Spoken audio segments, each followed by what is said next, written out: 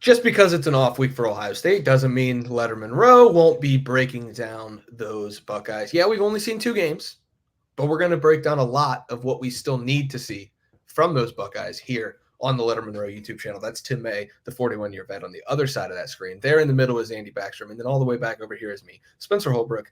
But you guys already know that by now because if you're watching the Wednesday video on Lettermen Row of the off week, then you've been following Lettermen Row all along. I'm not going to waste any more time here. Tim, we're going to talk about what Ohio State needs to improve on. And I know that's tough. It's been 108-6, 3 turnovers, 2 touchdowns. The offense looks like it's gaining steam, but there's still some things. Ryan Day, Jim Knowles, Chip Kelly are going to, pick nits here in the off week. What do you want to see the Buckeyes improve on when they take the field against Marshall? Improve on may not be the correct term because I think they're playing extremely well. We've talked about that. I mean, they've beaten these opponents the way they're supposed to beat them, and maybe worse than they're supposed to beat them. But I'm more intrigued on where they're going to go in the offensive backfield from here because I'm still like I think you guys. I'm still waiting to see a few things revealed because you got to believe they've got an offensive set with both Quinshon Judkins and Trevion Henderson on the field at the same time, along with Will Howard. I mean, I thought we'd have seen that sooner rather than later. When they jumped into robust on the first play of the spring game, I went, okay, Chip Kelly, man, he's got it going on. He knows what's up. And I just think when you have the big reveal of all 3 of those guys in the backfield together, along with Jeremiah Smith, Emeka Egbuka, and you might have a tight end in there, you might not, but maybe another receiver. That's when I'm really going to see what defenses are going to do to adjust. But there are just some ways they can go offensively that I really believe they haven't even scratched the surface on. And that's not really improvement, I guess. That's more of a big reveal. I want to see that down the road. Yeah, I think that's good, Tim, because we've seen some of the new run concepts from Chip Kelly. I think we've seen some of the diversity in the run game that we've been wanting to see, but the really, really creative stuff, I don't think they've broken out at all. Whether that's the T formation, whether that's, we did see some of that 3-4 tight end set that I know Andy was falling in love with up there in the press box. Oh, yeah. Because that just creates such a massive surface for the defensive line to have to cover. And it really confuses you, especially when you can throw out of that. I think that's some poison for the defense. But I think it's a great point because you don't really have a great read on where this offense is going, but I think that's not necessarily a bad thing. Andy, what do you see out of that? Or you can just go right ahead into what you want to see improve from Ohio State. I think that's a good thing, by the way, because opponents don't really know where it's going either, and that's where you want opponents to be. And you still have the game against Marshall. You probably don't want to tip your hand on your best schematic concepts there, and you really want to hold some of your best up until you play Oregon on October 12th. So you want to have some cards in your back pocket to pull out, and that's kind of what Jim Knowles and Chip Kelly are for this team, right? As the coordinators, people refer to Jim Knowles as a mad scientist. Well, maybe Chip Kelly's a bit of a magician, right? And he's got a couple rabbits he can pull out of his hat on October 12th against Oregon. For me, what I'd like to see improve, and it's hard to nitpick with this defense because it's been so good and they've given up 6 points total through 2 games. But I will say there's been some early drives from the opposition that have kind of, not raised the antenna or sounded the alarm, but definitely made your head turn a little bit. Akron was able to go down the field on their opening drive and attempt a field goal, which they made. It was a 10-play, 47-yard drive. And then you look at the second drive from Western Michigan, that's where they had their most success, 11 plays, 55 yards, and they missed a field goal. So there are a few cracks with the defense on early season or early game drives. And I think for that, we saw a little bit of that kind of phenomenon last year with Jim Knowles' defense. I'm sure he's not satisfied with any kind of crack with his defense. And again, I understand this is nitpicky, but we're looking at things to improve on a defense that's already elite, that has given up 6 total points through 2 weeks. And that's where I would go if I'm looking at the defense. Man, Andy doesn't want them to give up even a first down. Andy, you don't even want the other team to get a yard. I mean, people be walking out of there in droves by the end of the first quarter. I mean, they paid all that money to get in there. No, I see where you're going there, and like we talked about though, is John Cooper, former Ohio State football coach, used to say the other team practices too. And what was interesting is you could see a few things, for example, that Western Michigan wanted to get to with their offense. They just didn't have the people to do it, and you're not always going, as you said, and Jim Knowles said, we've seen some guys run wide open in that secondary a few times, but they didn't get the ball to them. And that's what Jim Knowles is looking at it the same way you are, of what could be when you're playing like competition.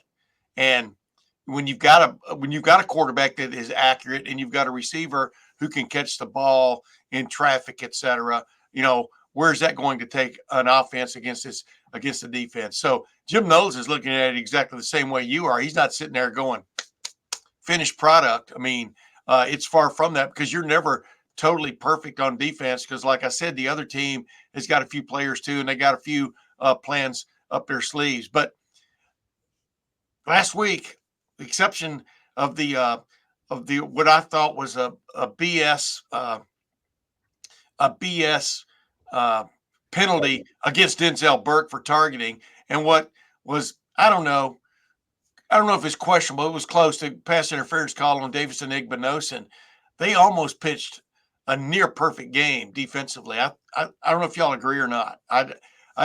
That's what's interesting to me is, like Jim Knowles said, you haven't really been really tested yet, and that could bother you, because it's coming though. How much Michigan State can test them with that young quarterback remains to be seen. Iowa seemed to regress offensively against Iowa State. And then, boom, now you're playing Oregon, which Oregon's been off to a tepid start. I don't know if y'all agree or not. But, yeah, the tests are coming. I'm sorry. I didn't mean to jump in there and expound on something that Andy had already opened the crack on. No, I think that it's valid on both of your parts. Both things can be true. Ohio State was really almost perfect in the game, but they weren't. And Jim Knowles gets paid $2 million. The bottom line is to be perfect. And that's not going to happen, but that is why he's there, right? And so he wants perfection, and Ryan Day wants perfection from the defense. I think that both things, again, can be true, that there is an opening drive thing with this Jim Knowles defense. We've seen it really, through his entire tenure. And I don't know if that's a bad thing, because you get things corrected pretty quick. I think Jim Knowles is really good at getting things corrected quickly. It just takes a drive of, getting down the field first. I mean, look at, I think the Michigan game last year, I think the opening drive, Michigan scored a touchdown, and then they scored, 23 points the rest of the way. That's a lot of field goals. So it's not a matter of can he shut a team down? It's can he get it from the start? Well, Saturday they got it from the start, get Western Michigan off script. It went 6 yards on a pass play on the first play of the game. Then the second play of the game was a 0-yard run. And then you got him in 3rd and 4, and the Western Michigan gets off script because Cody Simon delivers a sack. Well, you can kind of go back to your script if you only ran 3 plays for Western Michigan. They get back on script and they go 11 plays, 55 yards. So I do understand where Andy's coming from there. And I feel like that is a concern because, here's the deal. If you go down 7-0 at Michigan State, and I don't think Michigan State's very good at all, but if you go down 7-0 at Michigan State, then it starts to become okay, this crowd is in it, and you got a young quarterback gaining confidence. And those are the last things you want on the road. I don't think Iowa can do that, because I think Iowa is completely inept offensively, no matter who they're playing. I don't know. They're not inept. They're not inept like they were last year. I would disagree with that. But, the opening game of the year, they played an FCS squad at 6 points at halftime. But anyway, we're not talking about Iowa here. But they scored double figures against Iowa State. But okay, so but regardless of that, I just think that Andy does have a good point there. It's something worth asking Jim Knowles, I guess, and maybe that's on us for not asking him on Tuesday. Although Andy, I could live, I could live with 6 points in the first 2 games. I could live with that if I was Jim Knowles. But you're right. We're nitpicking here, as Andy said, and that's a good nit to pick. Yeah, I mean, Andy didn't get a chance to ask on Tuesday. So maybe if he got a chance to ask, we'd know this answer. But anyway, Ohio State will be back in action on Saturday, September 21st against Marshall. If you want to go to that game, go to the GameTime app, gametime.co. It is the place to go. They've got a new feature called GameTime Picks. It's a curation part of their app that makes it easier to save more on sports, concerts, comedies, theaters. You can toggle the feature to show the total upfront with no surprise fees at checkout. You get a panoramic view of the seat in the app before you buy. If you go to GameTime, you buy a ticket, then you find a ticket in the same row, the same section on a competing ticketing app, send it in a GameTime, they will refund you 110% the difference. So they are basically price matching and then some. It's a great feature that they do. Last minute tickets, GameTime is the place to go. I'm telling you, last minute tickets, go to the GameTime app, gametime.co. That is the place to go. That's where Tim gets all of his tickets for the rap concerts that he goes to throughout Columbus. Every one of them. That's where Andy goes to see his theatrical performances that he just absolutely loves. I think he went and saw Cats last week. Just a fantastic musical. And then there's me. I'm going to check out some things. I'm going to save up that $20 off that I haven't even mentioned yet on a special occasion here coming up. $20 off your first purchase when you use the promo code ON3. That's ON3 at checkout. You get $20 off your first purchase. Hey, the Marshall tickets are pretty cheap. I'm not going to lie. Use that $20 off with the no surprise fees. You're looking at a pretty cheap date to Ohio Stadium on Saturday, September 21st to watch the Buckeyes play the Thundering Herd. I think that's a pretty good deal. So go to GameTime, the GameTime app, gametime.co. Get those tickets now, the last minute tickets. That's ON3 at checkout for $20 off your first purchase. All right, fellas. Wait a minute, Andy, does this sound familiar? Oh, geez. All right. We need to get back on track here.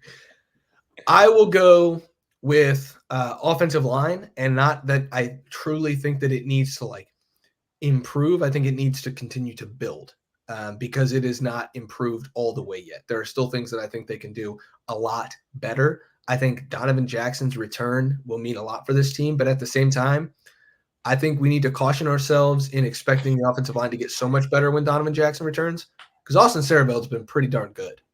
And, I know that his 2 MAC schools, probably the perfect, on-ramp for Austin Saraveld to begin his college career, if we're all being honest. If there's somebody who needed to see a couple of MAC schools on the schedule to start his career, it's probably Austin Saraveld. So, kudos to him. But I think the improvement still needs to come along. I think Justin Fry and Chip Kelly would agree with me, but the improvement still needs to be there. And when Donovan Jackson returns, I expect to see improvement. And so I will go with the offensive line as what they need to improve on. Low-hanging fruit. Well, there's not much else to talk about. I know. I agree. Only because you don't want your offense. You want your offensive line playing well all the time, but you want it building, like you just said. And I think the blessing that has come from the silver lining that's come from Donovan Jackson missing the first 2 games is the emergence of Austin Saraveld, who definitely played better. And like you said, it's all relative on who you're going against, right? Definitely played better in the second game they did in the first. And like we pointed out in our video earlier this week, the fact they left him in there when they pretty much took everybody out from the first team and let him keep playing, that tells you how much they think he could be valuable for them, because they wanted him to get every rep he could against a live opponent. And I thought he acquitted himself nicely. I've also been impressed with Tegra Shabola and the way he has come along. I get the impression right guard is sort of settled, but they still want to play some guys, right?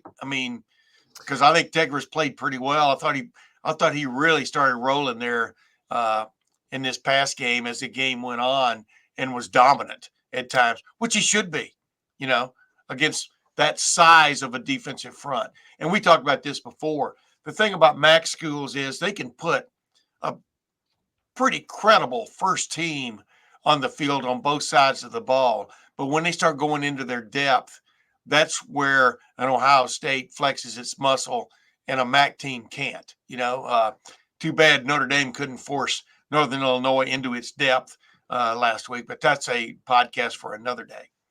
Yeah, I think it's interesting, Andy. I think Tegra has played well, but has Tegra played well enough, to where they don't need to consider Austin Saraveld as a potential right guard? Has Tegra played well enough where they still don't want to see reps from Carson Hinsman with the first team?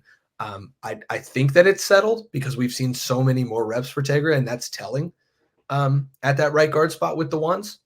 But now with Donovan Jackson, likely to enter back into the fold on next Saturday against Marshall, and we're expecting that. But if it doesn't happen, you still expect him back, in September. I just wonder like how this shakes out, because Ryan Day really seems to like what Austin Saravelt's doing on the field. I think you have to reward that level of play, though. I think part of him is just saying that to confirm what we've been seeing, which is Austin Saravel hold his own. And yeah, he might play snaps, but that doesn't guarantee he's going to be with the first team and rotating in. Maybe he just means that, hey, we're going to leave no doubt, as he said all year, right? All offseason, beginning of the season. Maybe they just believe they're going to blow every team out and have snaps to go around in the second half. And that's where Austin Saravel is getting action, along with Luke Montgomery and George Fitzpatrick and Zen Mahalski and all these other guys that they want to build up. Because Chip Kelly said it before the season back in spring ball, like they want to have 8 to 10 starter level players. That's kind of where Justin Fry is on that subject as well. And that's the goal, because really a season can come down to your backup guard, or, your backup center, or third team tackle, or, if there's injuries, sometimes they are infectious and one happens after the next. And especially with an offensive line or running back room, we've seen it before with other teams. Ohio State's been lucky to stay away from that up front. But if it happens, you need that depth. And I think that's where those guys come into play. It's really fascinating that, we could look back at the end of the season if Ohio State wins the national championship, and it is because of that depth on the offensive line, let's just say. You have to be thankful for a virus that swept through the first camp. And that's just how crazy football can be, and how much luck sometimes plays into it. Like something that seems terrible, you flip it into a positive, like a virus. You got guys losing their breakfast on the field. And, maybe that's what saves your season, because you get guys getting reps in training camp that leads to guys starting games like Austin Saravel in week 1 and week 2. And maybe that's the depth you build that helps you win a national championship. Yeah, I'm glad you didn't get too graphic. That was close enough. That was enough for me.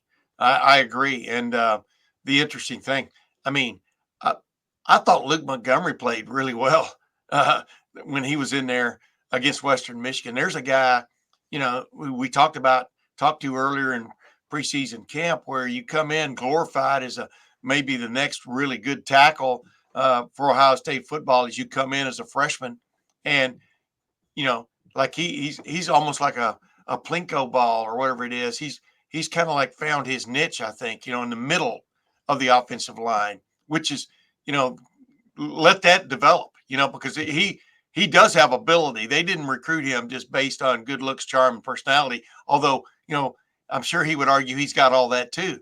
Bottom line is, I think this guy can play. And it was interesting, when he gets out on the run a little bit, sometimes shows off his athletic ability. It's pretty interesting. So those are the benefits, like you said, of the virus, Andy, of some of these other guys not just getting to play in these early games, but getting to show themselves and find their niche in preseason camp. And for Justin Fry and his group to be looking for those niches, and I really do believe that if there's been a surprise, if that's the right term, of these first 2 games, it has been the continually improving play of the offensive line. And I think it has a lot to do with the guys getting reps in practice, more reps in practice than maybe they would have without the virus or whatever it was. I don't know if it was ever nailed down to being a virus or a fungus among us. Stock up on the 2025 Ohio State offensive line. I think we can kind of say that because of what they're showing right now in the 2s and the 3s. And they dominated the other night like they should have. That's all you can say, right? And what Austin Saravelt's doing with the first team, stock up on that 2025 line. I will say, good on the first team. They haven't given up a sack all year. Will Howard has not been sacked. Devin Brown was sacked twice. I'll have to go back to the film. I did not write down. I apologize. Probably should have came more prepared on this stat. But, he was sacked twice. And so the second team offensive line obviously has a little bit of work to do. But that's why that's the second team offensive line. You get them in there, you get some reps, you get it on film. They're playing a lot of times for the first few snaps of their careers.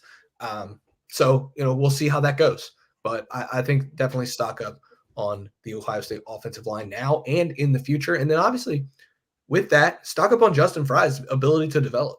He's taken a lot of hits from the fan base, and some of them rightfully so because of the recruiting and some of the misses on the national scene. But hey, I don't think anybody's questioning whether this guy can develop offensive line talent. And so, that I think that is worth a mention here as we get out of here. Tim is going to go get his teeth cleaned. Andy is going to go get back to work, and so am I at lettermenrow.com. Tim's going to, obviously. Actually, you know what happened? I've never had a cavity. I'm 70 years old, never had a cavity, but I cracked a tooth. That's what I'm going to go get looked at. All right. Well, I thought for a minute, I was being invaded by aliens and they were coming in through this one molar back here. But in fact, it's a cracked tooth. Well, good luck in the chair, Tim. We'll be thinking of you as all of our. I'm glad we did this before that, because otherwise I'd be going, Montgomery. There you go. Well, there you have it, folks. Dental Talk with Tim. That's just Tim May, the 41-year vet. That's just Andy Backstrom. I'm just Spencer Holbrook. You guys are the reason we get to do this. You guys are the fans. You guys are the real important people in this whole ordeal on the Lettermen Row YouTube channel. If you're not subscribed to the Lettermen Row YouTube channel, hit that below. Subscribe to the channel. Like the video below. It helps us out tremendously. And then get your butt over to lettermenrow.com. Read all that coverage. Get a membership. Become a member. Come hang out with us in the Lettermen Lounge. I'm going to do a Q&A at some point this week. Make sure not to miss that. And we'll see you guys over there at lettermenrow.com.